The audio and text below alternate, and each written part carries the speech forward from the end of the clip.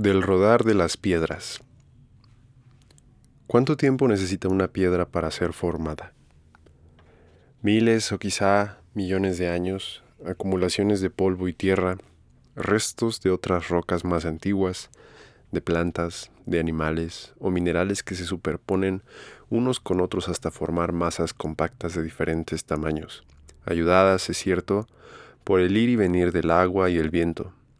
Pacientes escultores que liman las formas en un tiempo que bien podría extenderse hasta la eternidad, pero que una vez realizada la faena se ve como la obra de un instante, del fugaz momento que emplean los párpados para cortar la visión o el diafragma de una cámara fotográfica para atrapar retazos de realidades. O tal vez esta piedra, que deambula indecisa entre una forma abombada y otra vagamente triangular, fue producto del magma de un volcán que, antaño, en alguna explosión milenaria, arrojó aquella bola ígnea entre muchas otras más grandes y más pequeñas. Lo mismo que la saliva salpicada de un estornudo, la cual se fue solidificando al probar la frialdad del aire o del agua, condenada a permanecer rígida, seca, igual que una vieja maldición. ¿Y de dónde vienen los adornos de esta piedra que cabe con facilidad en un puño? Esas formas blanquecinas y onduladas que recuerdan el movimiento de las olas del mar. Me inclino a pensar, acaso por debilidad poética, que se deben a los innumerables años que ha permanecido en el seno del océano, durante los cuales no le ha quedado más remedio que adquirir su personalidad, su impronta, como esas mujeres hindúes que se dejan marcar el talón, a manera de grillete, con el semen de su amante, con el fin de esclavizarse a su cuerpo, a su deseo. Pero, ¿cómo asegurarlo? Cada roca tiene su propio rasgo y no existen dos que sean idénticas en ninguna parte del mundo, aun cuando se hayan formado juntas, sometidas a los mismos fenómenos físicos o con los mismos elementos. Así pues, en esa isla griega, tan próxima a las costas turcas, que inclusive se pueden contemplar sus fantasmagóricas montañas en un día cualquiera, en esta playa hirviente de guijarros, una piedra no resalta en absoluto. Es solo una piedra entre las piedras. Y sin embargo, es muy posible que no haya sido esta la única ocasión en que una mano humana la haya arrebatado de las eternas caricias del mar, pues hace mucho tiempo, cuando las obras de los hombres aún no cambiaban la faz de la tierra, alguien pudo haber estado levantando piedras para lanzarlas después al mar, práctica tan ancestral como la humanidad misma. Tal vez su forma y rasgos tan singulares le habrán merecido un par de segundos de mirada atenta, pero poco después sería precipitada a las aguas, produciendo un chasquido profundo, como cierta clase de besos al atravesar la superficie. Además, se conoce la volubilidad del mar, la mar, como le llama a esa gente que convive a diario con sus humores, las borrascas, la tranquilidad engañosa, las mareas cíclicas de distintos tamaños, en fin, todos esos movimientos que afectan incluso el terco sedentarismo de una roca. Entonces debió ser arrastrada cuando las corrientes semejan torbellinos, acercada una vez más hasta la orilla con la serenidad adusta de los años. Las olas se habrían encargado del resto. ¿Acaso la fueron empujando con esos dedos en apariencia inofensivos, pero muy capaces de destruir las barcas más dignas del orgullo humano, hasta por fin haber arribado a ese lugar donde cientos, tal vez miles de años después, una mujer de gafas oscuras y minúsculo bikini reposaría soñolienta, con una gruesa toalla bajo el cuerpo? Nadie puede haber calculado el tiempo en que la mujer estuvo encima de la piedra, quizá enterrándosela en la espalda o en las nalgas, o tal vez jugueteándola con la planta del pie al momento de leer un libro. No se suele prestar atención a ese tipo de cosas. La roca habría podido permanecer en ese lugar durante tiempo indefinido, si no hubiera sido por la curiosidad poco común de aquella mujer, quien al momento de levantarse de su reposo dejó caer la mirada, como si dejase caer un manto, justo encima de la piedra. Y la miró sin mirarla, recordando quizá los motivos por los cuales había cruzado todo un océano, desde las remotas y bullicas tierras de México, para encontrarse en esa tarde incolora, ya sin sol, acariciada por una repentina brisa cálida que soplaba desde el sur y que aún portaba granos de arena de un desierto lejano. Cogió la piedra y la contempló en su palma abierta. Puso especial atención en las olas blanquecinas tatuadas en la materia oscura. La metió en su bolso sin pensarlo, con el gesto de quien guarda una moneda encontrada en el piso, y la roca se acomodó junto con el espejo de mano y otros objetos de maquillaje amontonados en el fondo. La mujer suspiró, extendió los brazos y los cruzó repentinamente sobre el pecho. Levantó 3 piedras más y las arrojó al mar una tras otra, intentando llegar más lejos con cada lanzamiento. Regresó a su hotel en medio de una noche llena de polvaredas de luna. No recordó la piedra sino hasta el siguiente día, cuando después de disfrutar de una ducha, quiso sombrear sus ojos y enrojecerse un poco los labios. De pronto, sus dedos tropezaron con una materia desconocida en el inventario del bolso, algo duro, redondeado, un tanto áspero. La extrajo y la miró como si fuera la primera vez. Sonrió. «Eres la piedra con olas», le dijo, y enseguida rectificó: «Mi piedra con olas». Y la piedra con olas se convirtió poco después en una piedra con alas, nómada acompañante de la mujer viajera, quien utilizaba todos los medios de transporte puestos al servicio de la humanidad y devoraba los kilómetros con esa avidez característica de los que saben que al tiempo no se le pueden instalar diques. Había trazado una ruta de ciudades mediterráneas en las que se hospedaba solo unos cuantos días, con la sensación de que cada una de ellas era un número dentro de una implacable cuenta regresiva.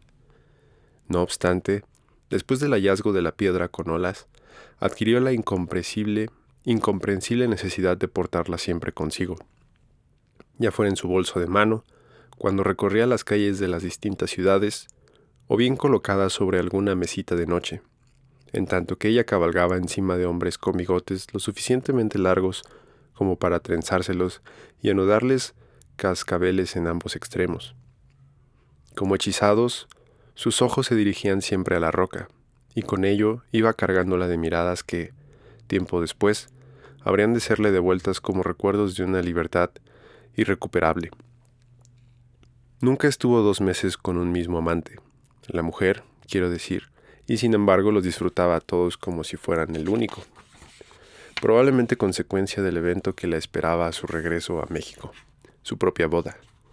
Quería hartarse de caricias y olores masculinos para no tener que serle infiel a ese hombre que en verdad creía amar, aquel con quien tenía la intención de pasar el resto de su vida. Mas con todo y eso, cuando por fin regresó a la Ciudad de México, a su departamento en la colonia Narvarte, después de más de 3 meses de trenzar los bigotes de hombres italianos, franceses, marroquíes, turcos, griegos, tunecinos, croatas, españoles y portugueses, es decir, cuando vio los brazos de su futuro esposo cariñosamente extendidos para abrazarla, una insólita nostalgia le cosquilló en el cuerpo, y una noche antes de la boda caminó tanto en su habitación, yendo y viniendo de la cama a la ventana mientras observaba la piedra con olas en su palma extendida, que habría podido llegar hasta la Plaza de la Constitución en el Zócalo capitalino. Y es que mientras estuviese cerca de la piedra con olas, recordaría el tintineo de los cascabeles, los aromas, los colores de las pieles que había visto mientras dejaba atrapados los ojos tras las rejas de las pestañas.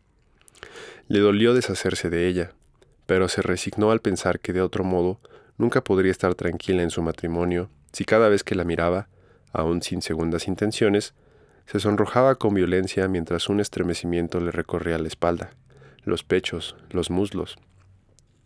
La regaló picoteada de lágrimas a su mejor amiga pocas semanas después de la ceremonia, no sin antes hacerle jurar que la cuidaría como un invaluable símbolo de amistad. Empero, aquella amiga, que en un principio pensó que aquel regalo, si bien se trataba de una piedra, ésta por lo menos brillaría como solo saben hacerlo las estrellas, la perdió al tercer día, en un domingo caluroso, reverberante de gritos de niños que se perseguían de acá para allá tirándose de los cabellos y chillando como jabalíes acorralados. En el alboroto de la comida, el más pequeño de sus 2 sobrinos se escabulló dentro de su recámara con un par de muñecos vestidos de militares que llevaba en la caja de un camión de plástico.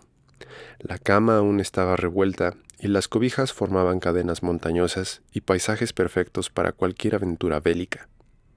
La roca descansaba en el librero, justo frente al tercer tomo de tapas duras, el más robusto entre los 4 de la tetralogía José y sus hermanos de Thomas Mann.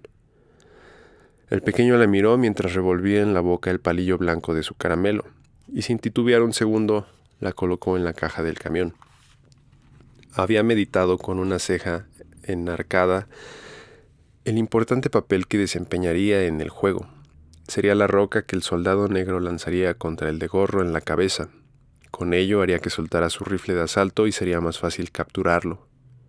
Terminado el juego, con saldo blanco, pues las muertes le aburrían al limitar las posibilidades de desenlaces, el niño la metió en el bolsillo de su pantalón de la misma forma que solía meter trozos de galletas, canicas o lagartijas muertas.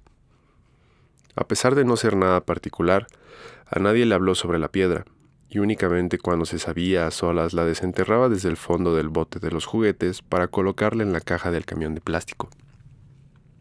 Poco más de 2 años después, en un día en que los árboles dejaban caer sus hojas como deseos fallidos, mientras el niño jugaba a crear paisajes rocosos en el jardín para una ruta automovilística, llegó la hermana mayor, de unos 11 años. Acababa de experimentar su primera sorpresa sangrienta y cargaba un humor acre, porque después de saber que ese mal solo afectaba a las mujeres, había cobrado un ácido rencor contra los hombres. «Terminas por acostumbrarte, mija», le había dicho la trabajadora social de la escuela después de haberle mostrado la manera correcta de colocarse la toalla sanitaria, ya que la sorpresa la había encontrado en plena clase de educación física. El caso es que la chica llegó chirriando los dientes por esa injusticia de la vida, por su ropa manchada, por las risas de sus compañeros al anunciar que alguien olía a pescado, y por los hombres, sobre todo por los hombres, quienes gracias a su fea tripita se salvaban de todas esas humillaciones. «¿Qué haces?», preguntó al chico como si escupiera las palabras. «Una autopsia panorámica», repuso sin levantar la mirada, con gesto de profunda concentración. «Ajá, ¿puedo ver?», dijo ella al tiempo que removía los pedruscos de grava y deshacía los senderos trazados, todo con fingida torpeza. «Oye, ¿qué haces? Deja eso». «Mamá». «Nomás estoy viendo, pinche escuincle gritón». El niño había comenzado a berrear con la cara roja mientras abundantes mocos le burbujeaban en las fosas de la nariz. «Parece que te están matando. Toma tus cochinas piedras». Y las esparció por todo el jardín al tiempo que pateaba los cochecitos metálicos. Cuando el niño encontró la piedra con olas, la recogió y la apretó con las uñas hasta hacerse daños. Miró la autopista destruida, los carros volcados junto al zaguán, brillando con la luz de la tarde, y con la cara retraída y arrugada, como si hubiera chupado un limón muy ácido, lanzó la piedra a la cabeza de su hermana. Ahora los dos berreaban a la par.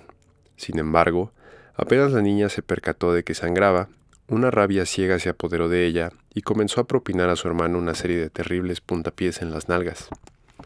Quizá todo habría arribado a una conclusión mucho más trágica si en ese preciso instante no hubiese llegado la madre, con un cucharón goteante en la mano y un mandil apretujado de innumerables capas de manchas.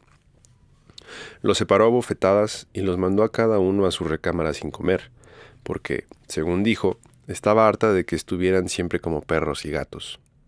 El niño bramaba con voz ininteligible, trataba de explicar que él no había empezado nada, que todo era culpa de la hermana, quien le había deshecho su carretera sin motivo alguno, pero una nueva bofetada lo hizo callar en el acto y no le quedó más remedio que sorberse los mocos mientras miraba con odio sincero a la chica. Ella lloraba en silencio, se frotaba la llaga con el dorso de la mano y después se chupaba la sangre. Levantó la piedra que le había causado la herida, miró las blanquecinas ondulaciones, apretó la mandíbula y la arrojó mucho más lejos de lo que se hubiese creído capaz ella misma, es decir, exactamente a la casa que estaba enfrente a la suya, cruzando tan solo una calle de 3 carriles. Tuvo suerte de que no hubiese nadie, porque el escándalo que provocó al destrozar un vidrio se pudo escuchar hasta la esquina de la calle, en donde una puta miraba su reloj de pulseras mientras bostezaba y se acomodaba con indolencia la ínfima falda.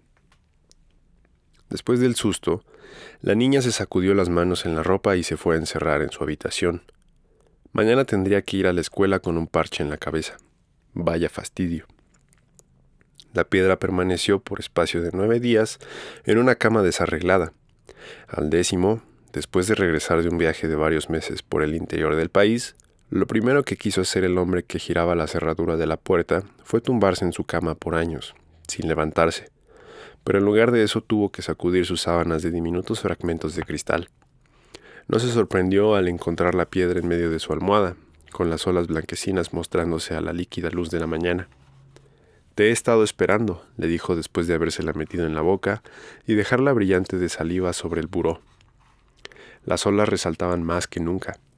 Y es que, en efecto, la esperaba desde hacía varios meses gracias a un sueño que se repetía con inquietante puntualidad, sueño en el que, a través de un peregrinaje casi interminable, una piedra siempre estaba a punto de revelarle una especie de significado fundamental para su vida. Y en ese momento por fin la tenía en sus manos, o al menos eso era lo que creía. Permaneció 3 semanas en la casa paterna, durante las cuales preparó todo para su próxima partida. Limpió todas las habitaciones y no resistió la tentación de dejar esparcidos, en varios rincones de la casa, algunos papelitos con pistas sobre su decisión, pistas que nadie le interesaría desentrañar. Realizó varias operaciones bancarias para reunir lo poco que aún quedaba de la fortuna familiar, que años atrás a muchos les había parecido perpetua, y recordó la promesa que se había hecho después de la fatigosa muerte de su padre: la descendencia se termina conmigo. Así pues, emprendió un viaje transatlántico cuyas escalas eran dictadas de una manera asaz extraña. Todas las noches colocaba la piedra bajo la almohada y, según el lugar que se le presentaba durante el sueño, hacia allí dirigía sus pasos. Mas no todas las noches resultaron fructíferas y varias veces ocurrió que, antes que vislumbrar su próximo destino, soñaba con angustiosas escenas de persecución, con el rostro decepcionado de su padre, o incluso con imágenes alteradas de lo recientemente vivido, en las que solía verse a sí mismo fornicando con mujeres de las que no había vuelto a tener noticia desde hacía años. Y entonces despertaba tenso y lleno de perplejidad, pero no por ello se impacientaba. Tampoco trataba de ahorrar el dinero a pesar de su implacable fuga. Tenía una confianza insensata en los caminos que le mostraba la roca, y sabía que todo ocurriría en el momento preciso. No tardó en percatarse de que en sus pasos había una cierta intención de permanecer cerca de la costa mediterránea, y eso lo alegró. Una madrugada en la que se propagaban los cantos de los almuecines a lo largo de la pequeña y laberíntica Tánger, pensó en la posibilidad de conseguir un mapa de las tierras bañadas por el mar Mediterráneo, para así trazar con un lápiz la dirección de sus recorridos, tal como se hace con las constelaciones. Sin embargo, al cabo de los días abandonó la idea, un poco asustado por la forma que el dibujo pudiera tener al final. 2 meses después, mientras caminaba por las solitarias calles de Brindisi bajo una tarde rosada, antes de embarcarse rumbo a Igoumenitsa, tuvo un súbito vacío en el pecho, semejante al que se experimenta cuando se está en un ascensor que se detiene de pronto. Se alarmó frente a la posibilidad de morir antes de llegar al final de su viaje. No obstante, esa noche, mientras los jugos de sus entrañas imitaban el movimiento de las aguas marinas, no soñó con su próximo destino como esperaba, sino que él mismo era la piedra que estaba bajo su mochila, la cual fungía como almohada, y que era mirado con infinita ternura por un par de ojos femeninos, los cuales, al menos eso imaginó al despertar, eran capaces de abarcar no solo su vida, sino también el velado reflejo de ésta, es decir, su muerte. Despertó consternado, vacilante, con el firme, aunque inexplicable propósito de dejarse crecer el bigote. Era la primera vez que se enamoraba, y lo ridículo es que ni siquiera sabía de quién. Incapaz, desde entonces, de concentrarse en la ruta que le indicaba la piedra, arribó por pura inercia hasta Atenas, y allí permaneció reptando por varios días en un cuarto de pésima calaña, en el 7º piso de un horrible hotel situado en la zona roja de la ciudad, muy cerca de la estación de trenes. Cada vez se sentía más hundido en la miseria, lo mismo que en un pantano, de manera que despertaba tarde para no desayunar y se recostaba temprano para no cenar. Comenzó a dudar primero de su proyecto, después de su destino y por último de su cordura. Una noche, arrancado del ansiado sueño que desde hacía tiempo buscaba en vano gracias a un insoportable ataque de hambre, consideró con seriedad la posibilidad de arrojarse desde su 7º piso a las polvorientas calles de Atenas, para terminar de una vez con todo aquel disparate. Pero después de dramáticas reflexiones, entre las que también contempló un humillante regreso a México, a falta de dinero, solo podría regresar si era deportado, en donde lo único que lo aguardaba era una vida consagrada a la mendicidad. Decidió no hacerlo, pues ¿cómo podía caer en semejante lugar común a tan solo un paso de cumplir con su misión, cualquiera que ésta fuera? Decidió que si el sueño no llegaba a él, entonces él iría tras el sueño. Se dirigió al Pireo y esperó encontrar alguna señal en los barcos que estuvieran próximos a zarpar. Sabía que su destino estaba en una isla griega, así que también buscó la señal en el mapa de una oficina turística. Cuando se percató de que había más de 160 islas pertenecientes al territorio griego, se sintió desfallecer. No había opción. Abordaría cualquier barco que cruzara el Egeo y, en caso de ser necesario, saltaría por la borda cuando reconociera el lugar. Y así gastó sus últimas monedas, en un boleto rumbo a la isla de Patmos. Más que alguna clase de presentimiento, le sedujo la idea de llegar a la isla en la que San Juan había recibido las revelaciones, y que, según su extraña lógica, era la ideal para consumar su misión. 15 horas duraría el trayecto, pero él sentía que cada minuto se alargaba angustiosamente. El hambre lo martirizaba, y como remedio para tratar de olvidarla, comenzó a trenzar sus bigotes y a reír como estúpido ante el curioso sonido de los cascabeles de un gorro de bufón que portaba un joven turista canadiense. La idea de mendigar por comida siempre le había parecido deshonrosa. No obstante, el hambre se volvía inexorable, y de pronto se sorprendió a sí mismo acechando a los meseros que volcaban los desechos al mar. Cuando uno de ellos tiró por la borda una pieza de carne casi completa, experimentó el ardiente deseo de acometerlo a golpes a pesar de su creciente debilidad. Algunos se compadecían de sus ojos febriles y le dejaban las sobras en un rincón de la cubierta. Otros le tiraban a la cara una sonrisa desdeñosa mientras arrojaban los restos a los peces con infinita calma. Esa misma noche tuvo por fin el ansiado sueño, aunque lo tuvo sin haber cerrado los ojos. Desde que había abordado el barco, la piedra reposaba en el bolsillo de su camisa, junto al corazón, pero en ese momento la metió en su boca, presa de una extraña necesidad de contemplar sus olas blancas. La luna las iluminó con el brillo de la saliva, y él se mesó los cabellos con desesperación cuando se dio cuenta de que se dirigía a la isla equivocada. Comenzó a caminar de un lado a otro de la cubierta. Creía sentir la burla del cielo y las estrellas clavada en su cabeza. Entró al solitario bar del puente y una figura conocida le hizo chisporrotear una carcajada. El turista canadiense descansaba a los vapores del alcohol con el gorro ladeado en su cabeza, la cara hinchada y rojiza. Sin el menor empacho, le quitó el gorro y salió a grandes zancadas a la cubierta. Arrancó un par de cascabeles con los dientes y los ató con sumo cuidado en cada extremo de sus bigotes. De nuevo estalló en violentas carcajadas que sin embargo tenían un resabio de llanto. Seguía riendo cuando se recargó en la baranda del barco, y lo habría seguido haciendo si una ola inesperada no le hubiera anegado la boca abierta. En medio del acceso de tos tuvo una idea iluminadora. Metió la piedra con olas en su boca y trepó hasta el segundo de los 3 tubos de la baranda. Acto seguido, se colocó con rumbo al sureste, hacia un lugar desconocido que lo atraía. Se arrojó sin un pensamiento en particular, con la mirada dirigida hacia la oscuridad anhelada, con el sabor, ahora muy salino, de la piedra con olas en la boca, mientras que el barco se alejaba con calma hacia el norte, envuelto en un silencio incongruente, pues los cascabeles de sus bigotes, infinitamente más pequeños e insignificantes, no dejaban de sonar.